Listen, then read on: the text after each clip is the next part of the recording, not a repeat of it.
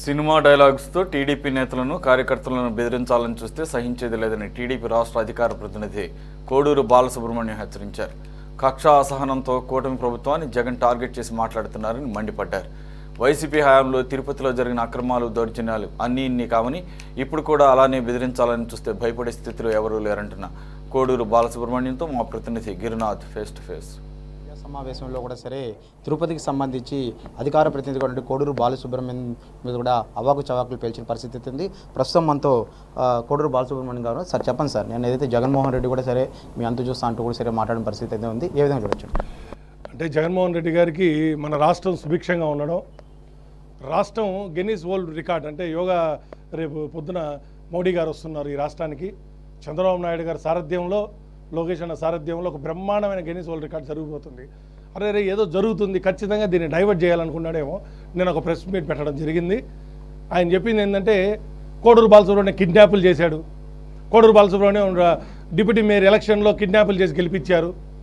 ఏమయ్యా జగన్మోహన్ రెడ్డి గారు, deputy mayor election senate హాల్లో జరుగుతుంది, లైవ్ రికార్డింగ్ ఉంటుంది. ఎంతమంది చేతులు ఎత్తితే అంతమందికి ఓట్లు లెక్కేస్తారు. దాంట్లో నేను బెదిరించేది ఏంది, పక్కనోడు బెదిరించేది ఏంది? అంటే మీకు డెమోక్రసీలో ఏ విధంగా ఎలక్షన్లు జరుగుతాయని కూడా తెలియదు మీకు. మీరు చెప్పే మాటలు ఏ విధంగా ఉన్నాయంటే ఏదో ఒకటి చెత్త ఎత్తేస్తే వీళ్ళు కడుక్కుంటారులే, ఏదో ఒక దుమ్ము ఎత్తేస్తే వీళ్ళు కడుక్కుంటారులే, ఏదో వీళ్ళని భయపించాలి. మూడో వ్యవహారం అంటే మీరు భయపిస్తే భయపడే బ్యాచ్ మాది ఏమన్నా, లేకపోతే మీరేమన్నా చంపేస్తారని చెప్తే పోయే ఇదే అండి అన్న. మీరు ఎవరండి మా ప్రాణాలు తీసేదానికి? దేవుడు ఉన్నాడు పైన, తీయాలనుకుంటే తీస్తాడు. కానీ ఒకటి మటుకు చెప్తున్నాం, మా తండ్రి గారు ఇదే పార్టీలో పనిచేసినాడు, నేను ఇదే పార్టీ రక్తం పంచుకొని ఉన్నాం ఇక్కడ. మా కొడుకు కూడా, నేను పోతే మా కొడుకు వస్తాడు పార్టీకి. అంతేగాని తెలుగుదేశం పార్టీ కార్యకర్తగా ఉండేవాళ్ళు ఎవరు కానీ మీ తాటాక చెప్పులకు కానీ మీ బెదిరింపులకు భయపడే బ్యాచ్ కాదు. కేవలం ఏంటంటే చంద్రబాబు నాయుడు గారు డిసిప్లైన్ పాటించమంటాడు, మా లోకేష్ అన్న రాజ్యాంగ నిబంధనలో ఉండాలంటున్నాడు కాబట్టి ఉన్నాం. లేకపోతే మీరు నిన్న చెప్పిన గంగమ్మ జాతర మాకు కొత్తగా తిరుపతి వాళ్ళకి, లేకపోతే రపరప నరికేది మీరు పొటేలు నరికినట్టు నరకడం ప్రతిసారి తిరుపతిలో ఉండే వాళ్ళందరూ కూడా అమ్మవారికి ప్రసాదంగా ఇస్తూ ఉంటాం. అవన్నీ మాకు కూడా తెలుసు, మేము భయపడే బ్యాచ్ కాదని చెప్పి కూడా మరొకసారి తెలియజేసుకుంటున్నాం. ఇంకొక విషయం చెప్తున్నాం, కార్మిక జోలికి వచ్చారు, మహిళల జోలికి వచ్చారు, మహిళా తల్లులు ఇబ్బందులు పెట్టారు, లిక్కర్ స్కామ్తో మహిళా కుటుంబాన్ని చిన్నాభిన్నం చేశారు. ఇంకైనా మానుకోండి, ఇంకైనా బుద్ధి తెచ్చుకోండి. ఎక్కడో గంజాయి అమ్మినారంటే వాడు నావాడు అంటాడు, ఎక్కడో చంపారా అంటే వాడు నావాడు అంటాడు. అంటే మీకు మీ వ్యవహారం ఎవరైతే చంపడానికి లేకపోతే గంజాయి అమ్మేదానికి దానికి తప్పితే ఒక నిర్మాణప్రదంగా ఆంధ్ర రాష్ట్రాన్ని అభివృద్ధి చేసుకోవాలి. మన పిల్లల భవిష్యత్తు ఏం జరుగుతుంది, రేపొద్దున మన పిల్లలకి ఉద్యోగ అవకాశాలు ఎలా వస్తాయి అని చెప్పే ఆలోచనలు మీకు లేనందుకు సిగ్గుపడుతున్నాం మేమందరం కూడా. మేము కూడా మాట్లాడడం తెలుసు కాబట్టి మాట్లాడే ముందర ఆయన హెచ్చరిస్తున్నాం.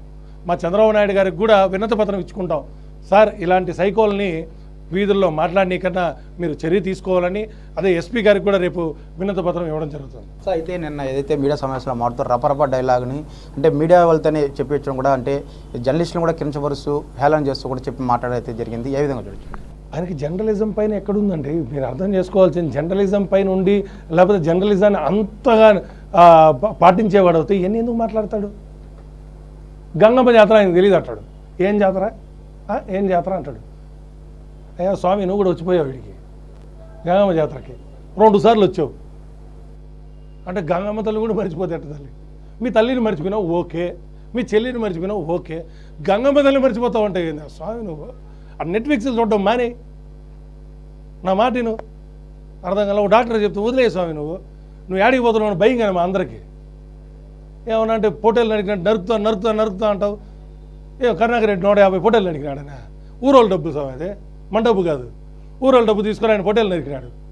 నువ్వేంటంటే మనుషులు నరుకుతా అంటావు. ఎక్కడికి పోతున్నాం మనం అసలు?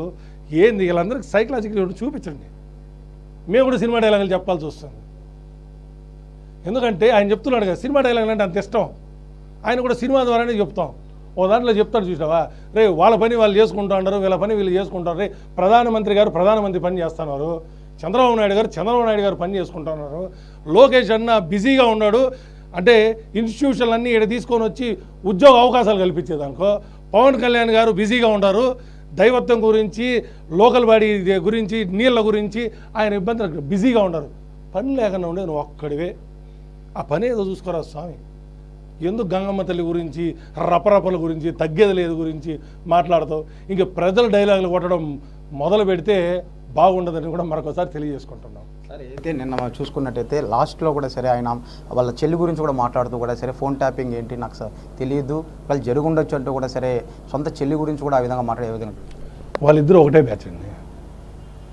ఎందుకంటే ఒక చెల్లి రోడ్డుపైకి వచ్చి అన్న గురించి ఎప్పుడు చెప్పదు.